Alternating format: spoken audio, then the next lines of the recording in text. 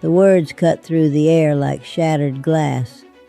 "Mom, either say you're sorry to my mother-in-law right now or walk out that door." I rose slowly from the cream-colored couch, the very one I'd helped them choose, and met his gaze directly. My daughter-in-law wore a satisfied expression, the kind that comes when victory seems certain. I walked away before the tears could betray me. My voice sounded foreign to my own ears that Saturday evening, standing there, feeling the weight of their judgmental stares making me feel insignificant. I realized something profound. Certain words, once released into the world, can never be recalled. I'm Clara Jenkins, 68 years old. For over 2 decades, I rose before dawn to stitch wedding gowns. My fingers bear the marks of countless needles, my spine curved from hours at an ancient sewing machine inherited from my late mother. My vision dimmed under the pale yellow glow of my modest apartment's lighting. All of it, every sacrifice, was for one person, my son, Michael.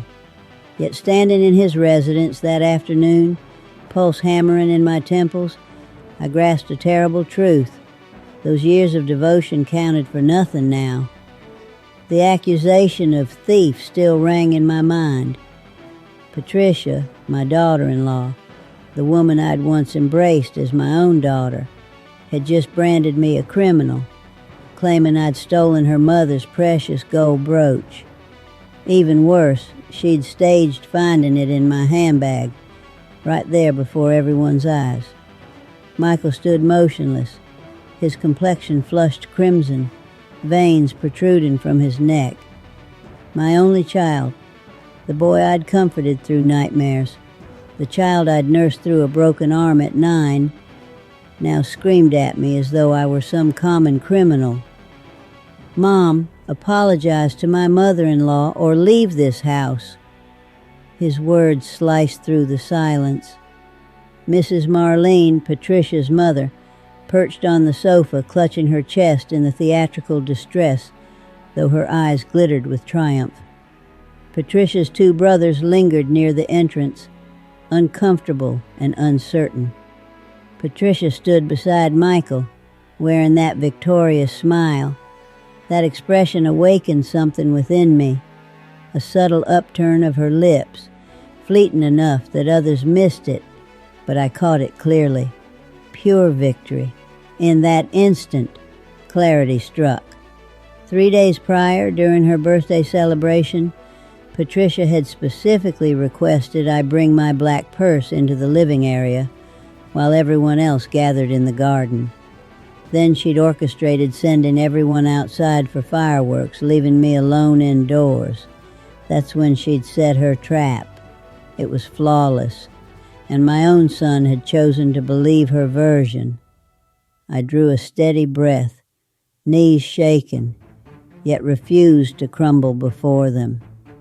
Grasping my handbag, the one she'd used for her scheme, I looked directly at Patricia.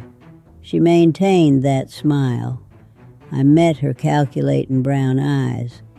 Those same eyes that had welled with tears at her wedding now exposed the reality she'd never truly valued. Me, I was merely an inconvenience. The atmosphere thickened. Michael anticipated seeing me kneel and plead. Marlene adjusted her necklace, anticipating the spectacle. Patricia's brothers exchanged anxious glances. I spoke 3 words, measured yet sharp, each syllable a vow I wasn't certain I could fulfill. "You'll regret this." I didn't raise my voice. I didn't weep. Each word emerged steady and cold. Patricia's smile disappeared. I turned toward the exit. Michael remained frozen, perhaps expecting tears or begging. But after 68 years, I'd discovered that self-respect outweighs comfort from those who disrespect you. I departed that apartment, the home I'd purchased for him, and closed the door behind me. To comprehend such betrayal, you must understand the sacrifices that preceded it. Everything changed in 1997. Michael was 12 when my husband, Anthony, died of a sudden heart attack. That morning he'd been drinking coffee, grumbling about traffic when he collapsed right before our eyes. Anthony was only 46. The funeral remains vivid in my memory. Michael clung to me, sobbing uncontrollably. I had to remain strong for both of us, though my heart lay in ruins. I wasn't just a widow. I was a widow with a child to raise. No stable employment, no insurance, only an old sewing machine and $3,200 in savings. Initially, neighbors showed kindness, bringing meals and offering platitudes. Everything will work out. God has a plan. Time heals all wounds. But when rent came due again, reality set in. Just me, Michael, and the bills. I began sewing professionally. What started as simple repairs and button replacements for neighbors had to become our livelihood. I used what remained from the funeral to purchase fabric, posted notices at the church, and left my contact information at the neighborhood salon. My first complete gown was for Mrs. Salen's daughter. She paid me $180. When I held that money, tears streamed down my face. Michael grew up with the constant hum of the sewing machine each morning, the rhythmic piercing of fabric late into the night. He never complained. He even assisted with delivering finished garments on weekends. Each time he embraced me, he'd promise, "Mom, when I'm grown, I'll buy you a beautiful house so you won't have to work this hard anymore." Those words sustained me. When Michael turned 17, he gained acceptance to a private university for civil engineering. The tuition was staggering. Even cutting every possible expense wasn't sufficient. So I began creating wedding gowns. The work was exhausting and required precision, but it paid significantly better. I charged $200 for the first dress, and the bride was so pleased she referred 3 friends. I worked past midnight, slept 4 hours, then began again. 5 years later, Michael graduated. I'd paid every penny of his tuition, $187,000 in total. I kept every receipt, every record, every invoice. The day he received his diploma was the proudest moment of my life. I believed all my sacrifices had finally borne fruit. Michael secured a position as an engineer, earning $3,200 monthly. He continued living with me in our 1-bedroom apartment on Chicago's outskirts. Each month, he contributed $800 toward rent. I accepted it, but quietly saved half for him. 2 years later, Michael met Patricia. She worked as a receptionist at a dental clinic. Pretty, courteous, soft-spoken. When he introduced her, I cried tears of joy. I thought my son had found someone kind. They dated for 3 years. I worked hard to build a relationship with her. Invited her for meals, taught her Michael's favorite recipes, even gifted her my silver earrings. Patricia called me Mom Clara and said she'd never encountered such a sweet mother-in-law. In 2010, Michael announced they wanted to marry but lacked funds. At that time, he earned $4,500 monthly, while Patricia made approximately $2,800. They just financed a used vehicle. I had saved $128,000, my life savings, and spent $65,000 on their wedding. I covered the reception, decorations, music, and more. I sewed the wedding gown myself with the expensive fabric she selected. The reception took place in a banquet hall at a country club with 180 guests. Patricia wept when she saw everything come together. She embraced me and whispered, "Thank you, Mom. I'll never forget what you've done for us." But the greatest gift came 5 years later.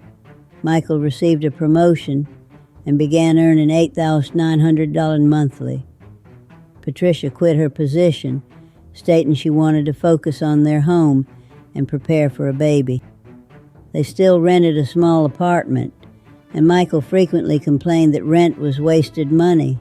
By then, I'd saved $340,000 after years of creating wedding gowns, even for brides from other cities. This was supposed to be my retirement fund.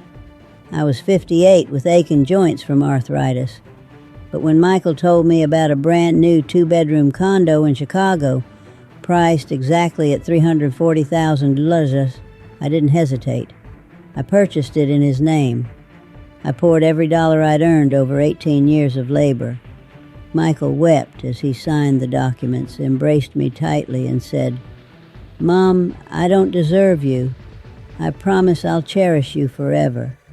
Patricia cried too, saying she'd treat the home like a sanctuary, that I'd always have my own room there, that it was my home too. But I remained in my small rented apartment, 1 bedroom, a kitchenette, and a cramped bathroom for $950 monthly. Michael begged me to move in with them, but I refused. I told him they needed their own space. Truthfully, I didn't want to be a burden. I continued sewing, though at a slower pace. My body couldn't maintain the same intensity. I took 3 or 4 orders monthly, earning about $2,100, enough for rent, medicine, and food. I was content. My son had a home, a wife, a good life. I believed I'd fulfilled my purpose as a mother, but I had no idea that every penny, every sleepless night, every drop of sweat would one day be forgotten, trampled and turned against me by the very woman I once called daughter. The first 2 years after Michael and Patricia moved into their condo appeared peaceful, or so I believed. Every Sunday, I visited for lunch, bringing desserts, sometimes the cornbread pudding Michael loved since childhood, sometimes banana pudding. Patricia greeted me warmly, pulled me into the kitchen, asked for seasoning advice and how to make fluffy rice. It all seemed genuine. Michael worked diligently, and Patricia greeted him each evening with dinner prepared, the house immaculate, her smile radiant. He looked at her like she was his greatest treasure. I silently thanked God for sending her to him. But by 2017, everything transformed. Michael was promoted to project manager, earning $18,500 monthly, more than I'd ever seen in my lifetime. And as if someone flipped a switch, Patricia became a different person. The first change was her wardrobe. She wore only designer brands, leather purses, imported shoes, dresses costing more than my monthly income. Her hair, once dyed at home, was now styled every 3 weeks at an upscale salon in River North. Her nails stayed polished, her makeup flawless, her perfume strong enough to detect from 10 feet away. I didn't judge. It was their money, their choice. But along with the new appearance came a new attitude. One Sunday, I arrived for lunch wearing a floral blouse I'd sewn myself. It wasn't fancy, but it was neat and clean. When I walked in, Patricia looked me up and down and smirked. "Mom, don't you think that blouse is a bit outdated, especially since we have guests today?" Guests? Since when was I a guest? I froze. Michael was in the kitchen, unaware. Patricia calmly set the table and added, "My mom, Mrs. Marlene, is joining us for lunch. You know how particular she is." I stood there holding my cornbread pudding, suddenly feeling small among all the crystal glasses and spotless white plates. About 30 minutes later, Marlene arrived, a 62-year-old woman, thin, short, modern haircut, dressed head to toe in designer clothes, her eyes scanning every detail of the room. She greeted me with 2 air kisses, then took the head of the table, my seat. During lunch, Patricia and her mother discussed things far beyond me. Their upcoming trip to Miami, a new restaurant in downtown Chicago offering a unique culinary experience, a spa costing $800 per night. Michael didn't say much, just smiled proudly, happy that he could provide that kind of luxury. And I sat quietly eating my food in silence. When I mentioned I'd just finished a wedding dress for my neighbor's daughter, Patricia laughed. "Mom, could you please not talk about sewing today? It's a bit awkward." Awkward. The profession I'd devoted 26 years of my life to embarrassed her. Michael looked down, saying nothing. That was the day I felt the ground vanish beneath me. The visits gradually stopped. Michael would call to say they were busy, or that Patricia wasn't feeling well, or that they were going to the beach. Every excuse made sense, but the result was always the same. I was excluded. When I did visit, I could feel their discomfort. Patricia rolled her eyes when I spoke. Marlene pretended to be polite, and Michael, blind in his happiness, saw nothing wrong. Once I tried to surprise them by bringing Michael's favorite pumpkin jam. I rang the bell, but no one answered. Through the window, I saw them eating lunch with Marlene. The dining table was covered with the embroidered cloth I'd given them as a wedding gift. Fresh flowers, wine, laughter. They looked like a perfect family without me. I stood there with tears streaming down my face, then turned away, went home, put the jam in the fridge, and cried until evening. Patricia's words grew sharper over time. "Mom, have you thought about dyeing your hair? Those grays make you look really old." Or, "Oh, those sandals look like you bought them at a flea market." Sometimes she'd whisper, "Michael, your mom should change her toothpaste. Her breath smells." Each word cut like a tiny blade. Worse, I started believing it. I felt outdated, ugly, and useless. I stopped bringing homemade desserts and started buying them from expensive bakeries, spending money I didn't have.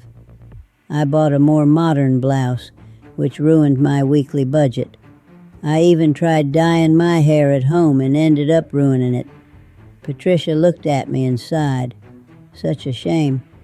If you'd told me, I could have recommended my salon, $450 a session, but totally worth it. $450, half my rent.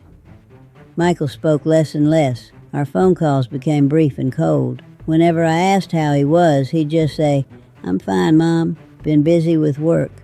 No stories, no warmth, no sharing. Between us stood a wall I couldn't break through. I tried talking to him once. It was a Saturday afternoon after 3 weeks without seeing each other. I called and said I needed to talk. Michael agreed to meet at a coffee shop near his house. When I arrived, he was already there, staring at his phone. He greeted me with a quick kiss on the cheek and asked, "Mom, what's going on? Is everything okay?" I took a deep breath and said, "Son, I feel like you're slipping away from me. I feel like I'm no longer part of your life. Did I do something wrong?" Michael sighed, the weary kind of sigh from someone who doesn't want to continue the conversation. "Mom, you're overthinking. I'm just busy with work, and Patricia has her own things going on.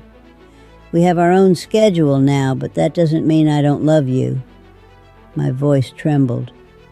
"But sweetheart, I barely see you anymore, and every time I come over, I feel like Patricia isn't happy I'm there." He cut me off. "Mom, come on. Patricia adores you. She always says nice things about you. The problem is sometimes you bring up sensitive stuff, or talk about old memories, or comment on her clothes, or get involved where you don't need to." I froze. I had never criticized Patricia's outfits, nor interfered in their lives, but she had made Michael believe that I did. I tried to explain. Son, I never... But Michael glanced at his watch and interrupted. Mom, I have to go. Patricia's calling. We have dinner plans. He paid for his coffee, hugged me quickly, and left. I stayed there for almost an hour, staring at my empty cup, trying to figure out where I went wrong, when I'd lost my son. The truth was far worse. I hadn't lost him. He had been taken from me. The thief wore red lipstick, smiled sweetly, and called me mother-in-law while quietly erasing me from my own son's life. For the next 6 months, I practically disappeared from Michael's life. The phone barely rang. Family Sundays became non-existent. I woke up every Sunday morning staring at my phone, hoping he'd call and say, Mom, come have lunch with us. But the call never came. When I called him, there was always a reason. Mom, we're out today. Or, Patricia's tired. Or, we already made plans with coworkers. Eventually, I stopped calling because even dignity has its limits. At some point, you realize your presence only makes others uncomfortable, and the only way to keep your self-respect is to step back. But the worst part wasn't his absence. It was the feeling of being replaced. One Thursday afternoon, I decided to pass by their building. I didn't plan to knock, just to stand across the street and feel close to him, even for a moment. When I reached the corner, I saw Michael's car in the garage. Strange. He usually came home after 7 p.m. I stood there debating when the door opened. Michael walked out carrying grocery bags, and beside him was Patricia, arm in arm with her mother, Marlene. They were laughing together like the perfect family before heading inside. My chest tightened. He had taken the afternoon off to go shopping with his mother-in-law, but never had time for me. I went home on the bus, tears streaming down my face. A little girl, maybe 10, handed me a tissue. I smiled, thanked her, and said I had allergies, but inside I was breaking apart. My son was forgetting me. And worse, he was replacing me. Social media only made things worse. I wasn't very active, but I created a Facebook account just to see his pictures. There, I found endless photos of their happy family, Michael, Patricia, and Marlene. They were grilling on the rooftop, laughing together. At Patricia's birthday party, a lavish event, her mother stood beside her, cutting the cake as if she were the matriarch. I wasn't mentioned, as if I had never existed. In one photo, Michael hugged his mother-in-law with a caption, "Grateful for such an amazing second mom," a second mom, while the first had been erased. I commented, "Beautiful picture, son. I miss you." Patricia replied for him, "Hi, Mom. We miss you too. Come visit anytime." Those words, anytime, hurt more than never again. Michael didn't respond. That's when I began to understand. This wasn't an accident. It was deliberate. Patricia was slowly, skillfully removing me from my son's life. She never forbade me from visiting. She just made me feel so out of place that I'd withdraw on my own. Michael had been convinced that distance was my choice. Sometimes Patricia even told him, "Honey, your mom's enjoying her own life now. Let her rest. It's good for her." Enjoying my life? At 66, living alone in a tiny apartment? That wasn't freedom. It was loneliness. I tried one last time. In January, the weather was freezing. I called Michael. "Sweetheart, it's been so long since we talked. How about coffee? Just the two of us like old times." Silence on the other end. "Mom, I'm swamped with work right now," I pleaded. "Just an hour, son. I just want to see you." Patricia already planned something for today, Mom. Maybe another time. I'll check my schedule and call you. He never called back. That night, I lay on my narrow bed in the cold apartment, listening to the muffled voices of my neighbors through the wall, and cried until there were no tears left. I cried for 26 years of work, for sleepless nights, for the $340,000 I'd given without hesitation. I cried for the boy who once hugged me and said I was the best mom in the world, because that boy no longer existed. Now there was only a stranger, a man who treated his mother like an obligation to be postponed indefinitely. Patricia had done her job perfectly. She erased me quietly. No fights, no drama, just the slow, steady fading of my existence, like someone blowing out a candle. Michael was blind, intoxicated by his new wealthy life and his flawless wife. He didn't realize he was losing his mother, or worse, he realized and didn't care. Maybe my son had chosen that life, that family, that replacement mother, the one with money, status, and everything I could never give him. Maybe I was only useful when he needed me, when he was poor, when he needed tuition, a house, a wedding.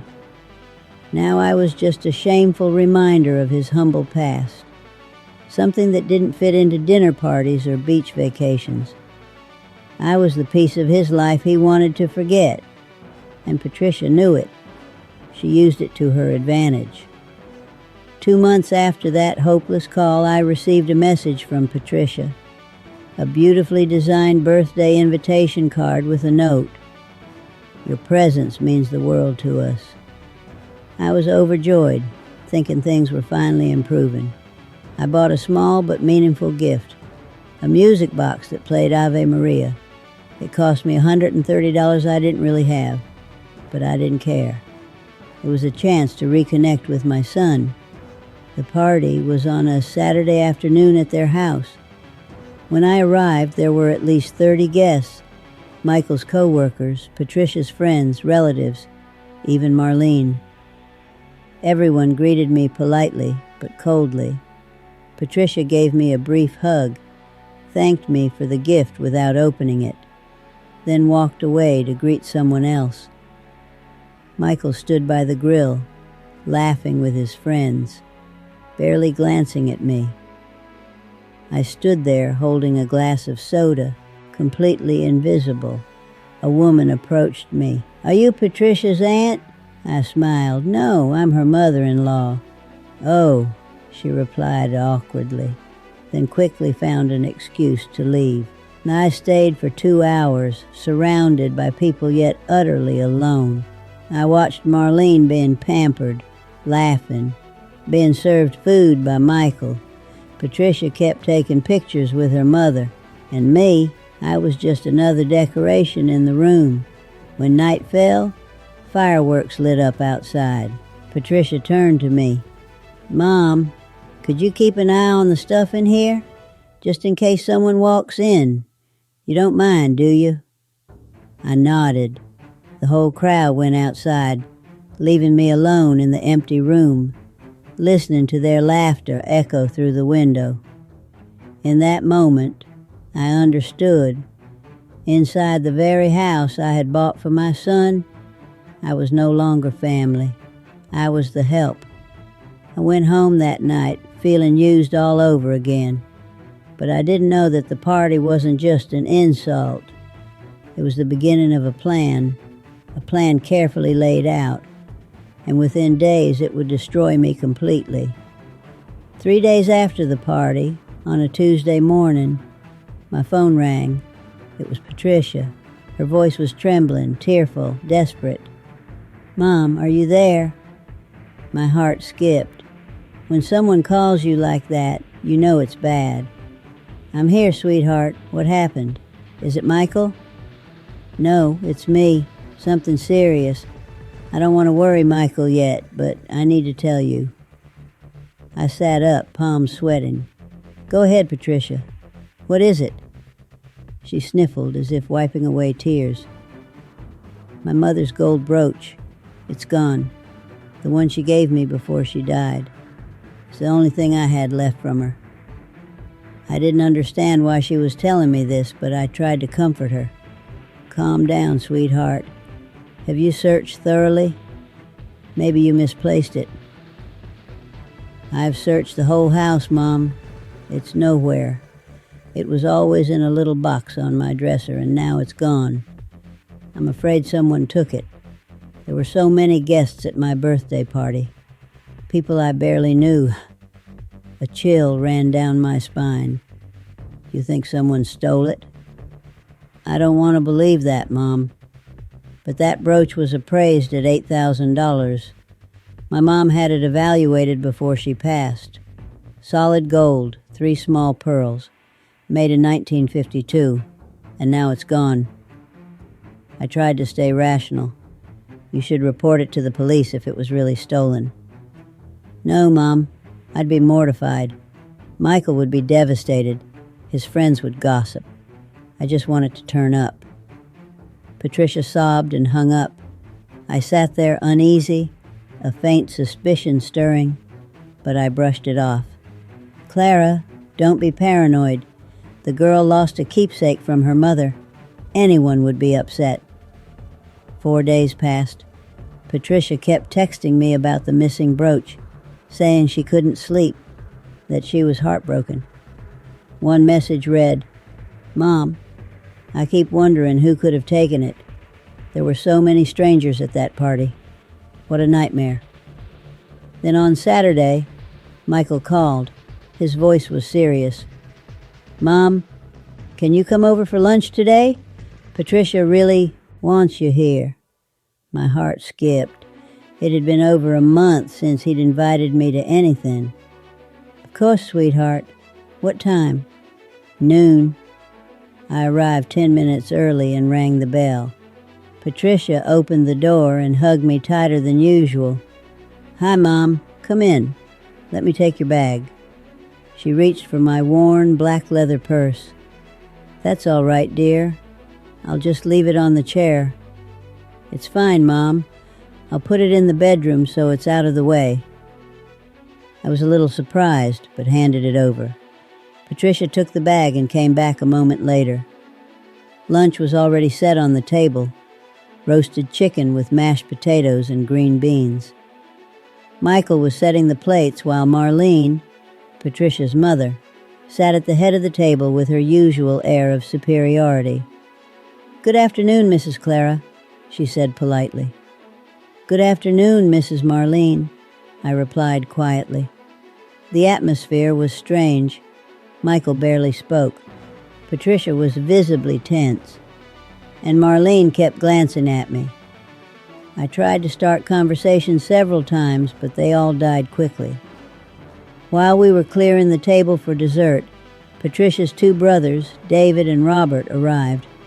2 men in their 30s I'd met only once or twice. Sorry we're late, David said as they entered. I was surprised. Michael hadn't mentioned any other guests. Then Patricia stood up. Her face was pale. Everyone, I need to say something. All eyes turned to her. My heart started pounding. I wasn't planning to say this today, but I can't take it anymore. Everyone knows my mother's gold brooch is missing, right? Michael frowned. Missing? What do you mean, Patricia? Why didn't you tell me? I didn't want to worry you. The brooch my mother gave me before she passed away. The one with 3 pearls. After the party, it disappeared. I've searched everywhere. Marlene put a hand on her chest, breathing heavily. Oh, Patricia, that was a family heirloom. I remember clearly. Your grandmother gave it to me.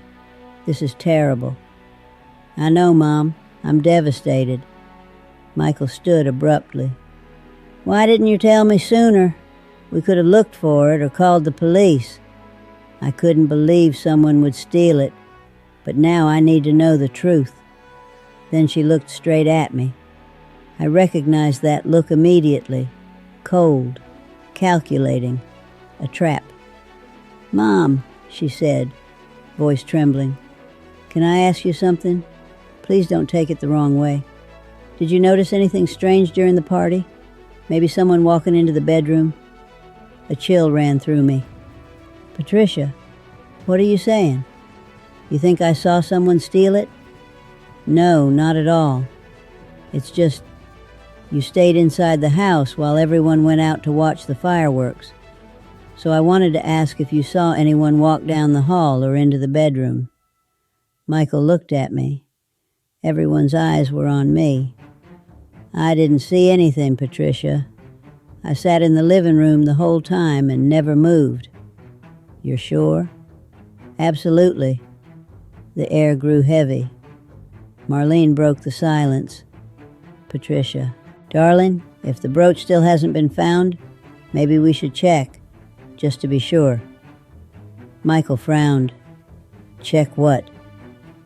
Patricia bit her lip, tears spilling down. I don't want to do this, but maybe we should check everyone's bags. I froze.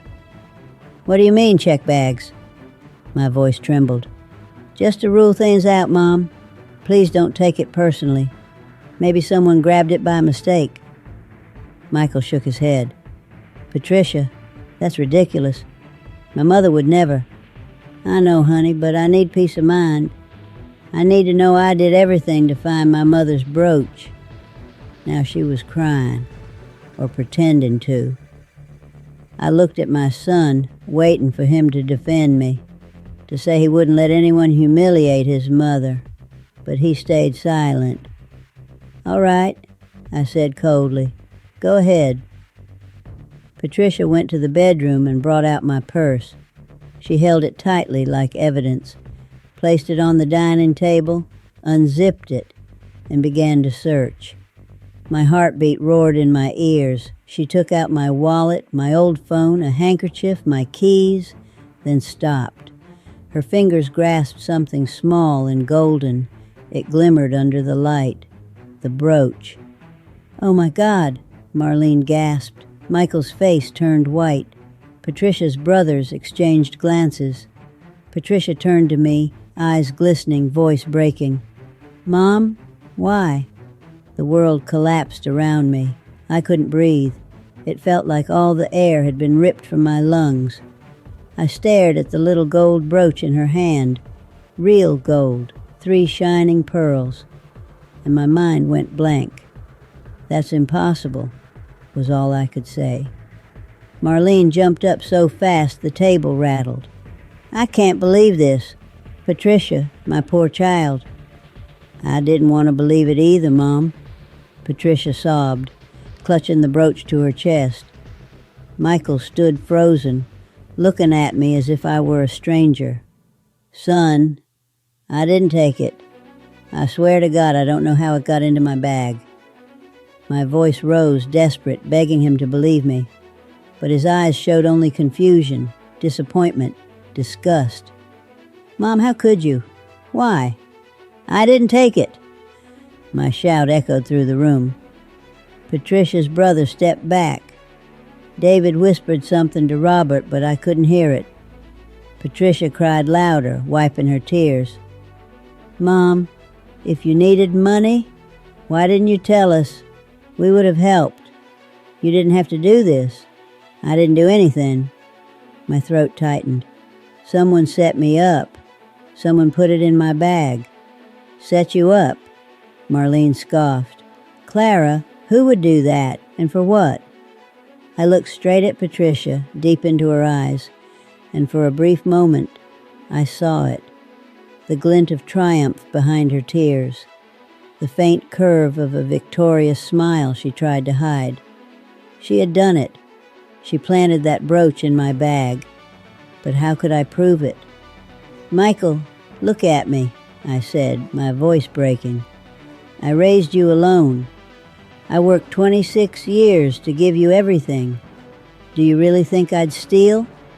He covered his face, his voice strained. Mom, I don't know what to believe anymore. The brooch was in your bag because someone put it there. Who? Who would do that, Mom? His shout made me flinch. In 33 years he had never raised his voice at me. Patricia pretended to cry harder, sobbing, "Honey, please stop yelling. This is breaking everyone's heart." She stepped closer to Michael, placing her hand on his arm. He pulled her into his arms, holding her tightly as if protecting a fragile victim. Watching my son embrace that deceitful woman, the one who had manipulated, divided, and destroyed the bond between us, something shattered inside me, not from pain or injustice, but from humiliation. The humiliation of standing in the very apartment I had paid for, accused of theft, looked at with pity and contempt by people who knew nothing about me. Marlene crossed her arms and stared at me smugly. "Clara, I think you owe my daughter an apology. It's the least you can do." Apologize for something I didn't do? To the woman who had torn my family apart? "I will not apologize," I said, my voice low but firm, "because I did nothing wrong." "Enough, Mom," Michael snapped, his face flushed. "Can't you see? The brooch was in your bag. Just apologize and this will be over." "No." "Why not?" "No, Michael. I will not lower myself for something I didn't do." His breathing grew heavy, nostrils flaring. Patricia buried her face in his shoulder, sobbing like the world was collapsing around her. And then Michael said the words I will remember for the rest of my life. "Mom, apologize to my mother-in-law, or leave my house." The room fell silent. I looked at the man before me, the child I once held in my arms, the boy I stayed up all night to feed, the teenager I hugged when his father died, the young man I worked decades to support. Now in his place stood a stranger, one who was throwing his mother out of the very home I had bought. "Leave your house," I repeated, my voice strangely calm. "Your house, Michael?" He froze for a second, realizing what he just said. "Mom, I didn't mean it like that. You have to understand." "I understand perfectly." I picked up the old leather purse on the table, the one that held the planted evidence, and looked at Patricia. She was still in Michael's arms, but when our eyes met, I saw that same victorious smirk flicker at the corner of her lips. I stepped closer. Michael tried to block me, but I brushed past him and stared straight into Patricia's eyes. "You will pay for this," I said slowly, clearly. The smile vanished. I turned and walked to the door. No one stopped me. No one called after me. I stepped into a different life. When the door closed behind me, I knew I would never be the same. Some betrayals don't just break you. They change you forever. I cried for 3 days straight, locked inside my small apartment. I didn't eat, didn't go out, just lay on my thin mattress, staring at the cracked ceiling. The phone rang several times, unknown numbers. I didn't answer. I didn't want pity. On the 4th morning, I woke up feeling different. The pain was still there, deep and raw, but underneath it burned something else. Fire, anger, pure, sharp, steady anger. I got up, showered, got dressed, and pulled an old folder from my drawer. On the table were all the documents that proved what I had given Michael. Every bill, every receipt, every bank transfer. 26 years of my life summed up in paperwork. $187,000 for his college tuition, $65,000 for his wedding, and most importantly, the purchase contract for the apartment worth $340,000, which had originally been in my name before I gifted it to him. A gift. It sounded noble, but for me, it was the biggest mistake of my life. I organized everything in chronological order, dividing it into 3 sections: education, marriage, and housing. If I had invested that money instead of giving it away, I would have nearly $600,000 now. $600,000 for the son who threw me out of the house over a brooch I never took. By early afternoon, I left home and went to see a lawyer. His name was Arthur Miller, a family law specialist. His office was in an old building downtown on the second floor. The elevator was broken, so I took the stairs. The secretary looked me up and down and asked, "Do you have an appointment?" "No, but it's urgent. I can pay for a consultation." She hesitated. Her eyes flicking to my simple clothes, my worn shoes, and my old purse. Then sighed. "Let me see if he's available." 10 minutes later, I was sitting across from his wooden desk. He was a man in his 50s, balding, thick glasses, loose tie. "You got 10 minutes. What do you need?" I placed the folder on his desk and told him everything. Every detail, without crying, without begging, just facts. I told him about the money I'd given my son, the theft accusation, being kicked out of my own home, and I asked if I had any legal rights left. Arthur flipped through the papers, pausing at the house contract. "When was this property transfer signed?" 2015. "Did you include a clause for revocation in case of ingratitude?" "A clause for what?" He took off his glasses and looked at me with pity. "Mrs. Clara, when gifting property, you should include a clause stating that if the recipient shows gross ingratitude or violates their obligations toward you, you can reclaim it, but this contract doesn't have that." My heart sank. "So that means I've lost everything?" He sighed. "Not necessarily. There's a legal principle called revocation of a gift due to ingratitude. If the child commits serious acts of disrespect or refuses to support a parent in need, the court can annul the gift. I was thrown out of my house and called a thief. Isn't that enough?" He nodded. "Yes, but you'll need evidence, witnesses, recordings, or something verifiable." I shook my head. "I have nothing. How much would a case like that cost?" "About $8,000 up front, plus court fees. It could take years." I left the office heavy-hearted. Even if I was right, I didn't have the money or strength to fight. But as I walked down the crowded street, my eyes caught a small sign. "Private Investigation Services. Confidentiality guaranteed." A spark lit inside me. I walked in. A man in his 40s, shirt unbuttoned at the collar, looked up. "What can I do for you?" "How much do you charge to investigate someone?" "Depends. Who are we talking about?"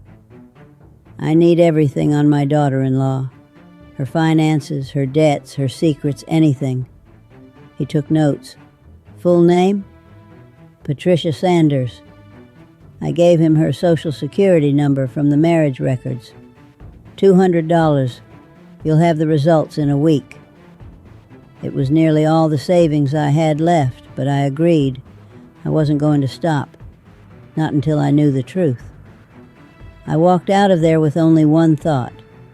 If Patricia was cruel enough to frame me, then she had to have secrets, dirty ones. And every liar leaves a trail. I just had to find it. The next week felt like the longest of my life. Every minute dragged like an hour, every hour like a day. I couldn't sleep. My heart pounded every time I thought about the report. Would he find anything? Or had I just thrown $1,200 into the river?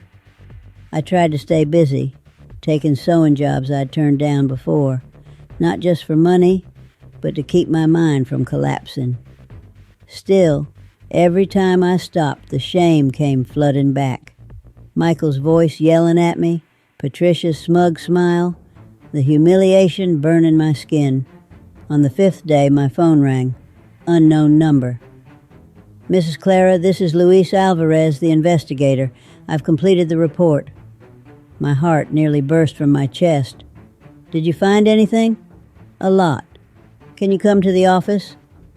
2 hours later, I was sitting in the same small room, a thick envelope in front of me. My hands trembled as I opened it. 15 pages. Luis began explaining as I flipped through. Your daughter-in-law has a terrible financial history. She has 4 credit cards, all maxed out. Total debt, $43,180. She's been paying only the minimum balance for 8 months, and the interest is piling up fast. Purchases include high-end fashion stores, luxury restaurants, salons, spas, and vacations. Her spending routinely exceeded Michael's take-home pay. And right now, she's unemployed. I kept reading. There were copies of invoices. $2,300 for a handbag, $1,150 for a dinner for 6, $980 for imported shoes. Luis turned another page. Remember the brooch she said was her late mother's heirloom? My throat tightened. Yes, I traced it. She bought it at a luxury consignment store on the north side for $890, then lied that it had been appraised at $8,000. I stared at him. $890? She said her mother left it to her and even had it appraised. Luis smirked. Her mother's alive. Marlene Smith, 62, a retired state employee. Their relationship is strained. Marlene often complains about having to support her daughter financially. I was stunned. Everything was a lie. She made it all up, bought the brooch, invented the story, and planted it in my bag. Luis nodded. That's what it looks like. And there's more. He handed me a bank statement. This is Michael and Patricia's joint account. 2 months ago, there was a deposit of $34,600, Michael's savings. Then came multiple cash withdrawals, $5,000, $3,800, $2,500, $4,200, all from ATMs. I stared at the numbers, my fists clenching. The final piece of the puzzle fit. Patricia didn't just want to erase me from Michael's life. She was draining his money too. Luis pointed at the last line. She's slowly withdrawing chunks of cash, probably to pay her credit card debt without letting Michael know. But it's not enough. The debt keeps growing. I stared at the figures, the undeniable proof of who Patricia truly was. Luis, may I keep this report? Of course. You paid for it. It's yours. I walked out of the office, clutching the folder to my chest. For the first time in 10 days, I felt a flicker of hope. But I wasn't going to confront Patricia. Not yet. If she had taught me anything, it was that quiet revenge always cuts deeper than chaos. The next day I went back to see Arthur, the lawyer. I handed him the report. He read it carefully, adjusting his glasses several times. With this evidence, you have a very strong case. We can sue to reclaim the apartment based on proven ingratitude, and we can also send an official notice to your son, informing him of his wife's financial situation. How much would that cost? I asked. Given what you've already prepared, I'll take the case for $5,000. Half up front, the rest when we win. I only had $2,100 left in savings. Can I pay half now and the rest over 3 months? He thought for a moment. All right, but you know lawsuits take time. I understand. I want to do it. That afternoon, I signed the contract. Arthur drafted a formal legal notice to Michael demanding the return of the apartment or its full value based on severe ingratitude. He attached all receipts and transfer records showing how I'd funded everything. A legal officer will deliver it to his workplace. As for Patricia's debts, I suggest you show that report to your son in person. I agreed. 3 days later, the notice was sent, and I waited. I waited with the patience of someone who had woken up at 5 a.m. for 26 years to work. I knew that once Michael saw those numbers, Once his lawyer explained the consequences, he would have no choice but to face me. Not as the humiliated mother, but as the woman he had underestimated. 10 days passed after the delivery. 10 days of absolute silence. I didn't call, didn't text, didn't visit. I just kept living, sewing, paying bills, sleeping little, waking with a heavy heart. But this time was different. I had acted. I had stood up. And that alone gave me a strange new strength, a dignity I thought I had lost. On the 11th night, close to 10 p.m., there was a frantic pounding on my door. Not gentle knocks, desperate thuds. "Mom! Mom, please open up!" I froze. It was Michael's voice, but not the cold, distant tone of the man who had thrown me out. This voice was broken, trembling, panicked. I rushed to the door. Michael stood in the dim hallway, shirt wrinkled, hair messy, eyes red and swollen. He looked like he hadn't slept in days. "What happened, son?" He stumbled inside, collapsing into my arms, sobbing like a child. His whole body shook. "Mom, I'm sorry. Please forgive me." I closed the door slowly, still not understanding what was happening. The son who had once turned his back on me, believing his wife's lies, was now on his knees crying in my apartment. Part of me wanted to push him away, but another part, the mother in me, pulled him close. "Calm down, sweetheart. Tell me what happened." I helped him sit on the old chair and poured him a glass of water. He drank it in one gulp, then choked out, "She's gone, Mom." "Who?" "Patricia. She's gone. Took everything." My heart clenched. "What do you mean? Everything?" Michael wiped his tears, anger seeping into his voice. "I woke up this morning and she wasn't home. I thought she'd gone out. But when I got back tonight, the house was empty. Clothes, purses, makeup, everything gone. She drained our joint account, $22,300. I stayed silent. She left a note," he continued, his voice breaking. "A damn note. She wrote that she couldn't live with a weak man who didn't set boundaries with his mother, that I was spineless and controlled, and that she deserved a real man." He swallowed hard. "But the worst part, Mom, was her final confession. We argued last night after she got a bill. $11,000 from a credit card I didn't even know existed. I asked her about it, and she told me everything." His eyes met mine, full of regret. "She said the brooch wasn't her mother's. She bought it at a thrift boutique and planted it in your bag. The whole thing was a setup to turn me against you." I went numb. I should have felt relief, vindication, but all I felt was deep sorrow. Michael went on. "She said she wanted me all to herself, that there was no room for you in the life she wanted to build. And if I were a real man, I would have cut you off long ago." He lowered his head, tears streaming down. "Mom, I'm trash. I believed her, kicked you out of your own house, and now I've lost everything.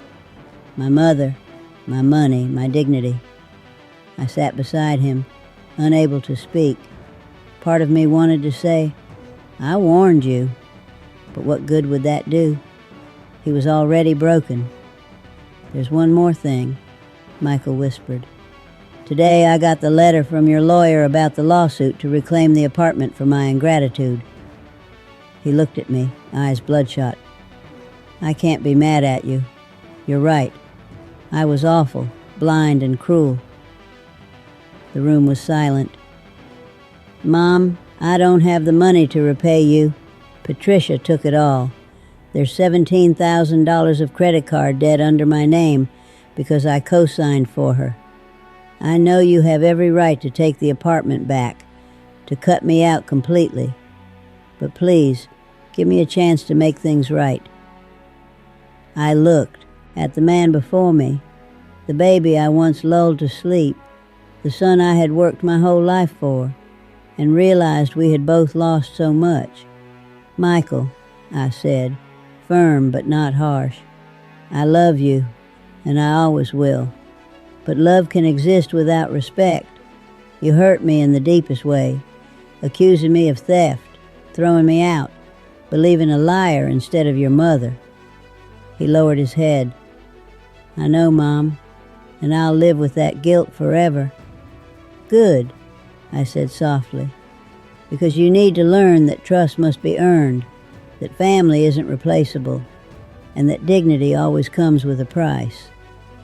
Michael looked up, his eyes filled with both fear and hope. Mom, will you forgive me? I took a deep breath. I will, because you're my son. But there's one condition. He looked at me, trembling. What condition, Mom? I stood, went to the cabinet, took out the folder I'd shown the lawyer, and placed it on the table in front of him. Open it. He opened it slowly, each page rustling in the quiet room. I saw the moment it hit him. His eyes widened as he read the numbers, the receipts, the transfers. Each page was a record of years of sacrifice. Mom, I didn't know it was this much. Didn't know or didn't want to know? I asked calmly. He stayed silent. $187,000 for college? $65,000 for your wedding? $340,000 for the apartment? That's not counting the years I fed you, clothed you, bought your books, every meal, every expense.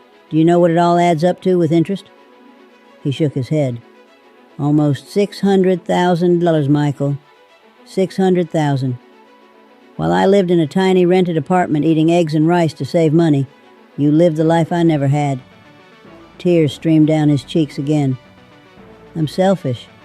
Yes, but selfishness can be healed. Do you know how? He lifted his head, waiting for an answer. Through humility, through work, and through consequences. I sat beside him. Here's my condition. You will sell the apartment. His face went pale. Sell it? Yes, you'll sell it. Pay off all the debts in your name that she left behind. With what's left, you'll buy a smaller place, something that matches your real means, not the illusion you two lived in. He was about to protest, but I raised my hand. I'm not finished. You'll do it on your own. No help from me, no money from me, no signatures under my name. You must learn to live by your own income, not by what I built for you. Michael wiped his face, swallowing hard. And when you've done that, when you live on your own work and pay off every debt, then we can rebuild our relationship, but this time on real respect. But Mom, he whispered, if I sell the apartment and pay everything, I won't have much left. I'll have to move farther out to a smaller place. I looked him straight in the eye. Welcome to my life for the past 26 years. He fell silent. I continued. One more thing. I'll withdraw the lawsuit. I won't reclaim the apartment through the court. But you'll sell it voluntarily, and you'll use that money to fix what you and she destroyed. That's not revenge. That's justice. Michael took a deep breath and nodded. I agree. I accept everything. I deserve the consequences. It's not about what you deserve, I said. It's about what you learn. He hugged me slowly, sincerely. Thank you, Mom, for not giving up on me, even when I didn't deserve it. I returned his hug, though my voice stayed firm. Now, go home tomorrow. Start rebuilding your life. When you need advice, you can call me, but not for money. I'm not your financial safety net anymore. You're an adult with a career. It's time to live like one. He nodded, wiped his face, and stood. Before leaving, he turned back. Mom, about Patricia, do you want me to find her or call the police? I thought for a moment. No, let her go. People like her carry their own poison, and eventually it destroys them. When that happens, I won't be the one to save her. Her conscience will handle that."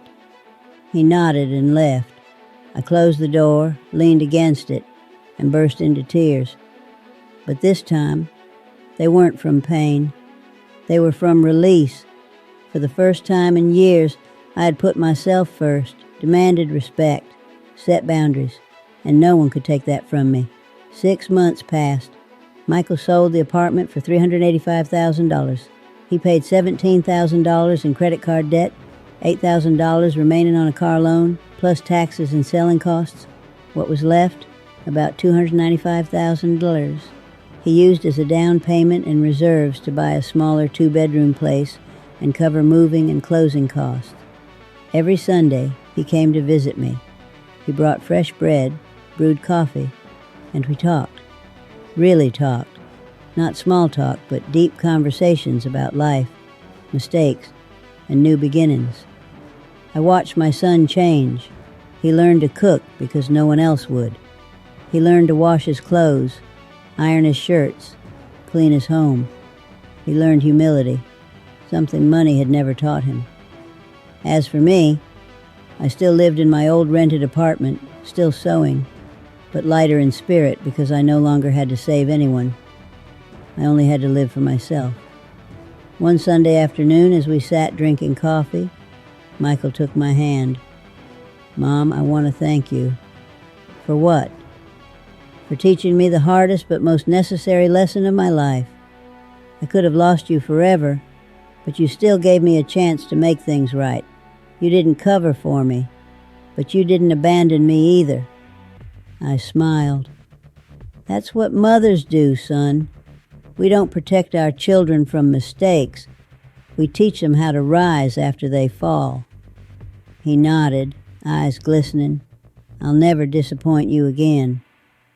"Don't promise that," I said softly. "Just promise you'll always respect me. The rest we'll build together." And we did. Now, looking back, I regret nothing. Not the sacrifices, not the pain. Because everything taught me one truth. Dignity can't be bought. Respect can't be begged for. And true love isn't about enduring every wound. It's about knowing when to say enough. If my story made you think of yourself, of someone who once hurt you, or of a lesson you've learned, I'd love to hear your thoughts. Have you ever had to set boundaries with someone you love? Share it in the comments. Your story might give courage to someone who needs it. And if you believe that every experience is a lesson in growing stronger, subscribe to Granny's Life Lessons so we can keep listening, learning, and healing together.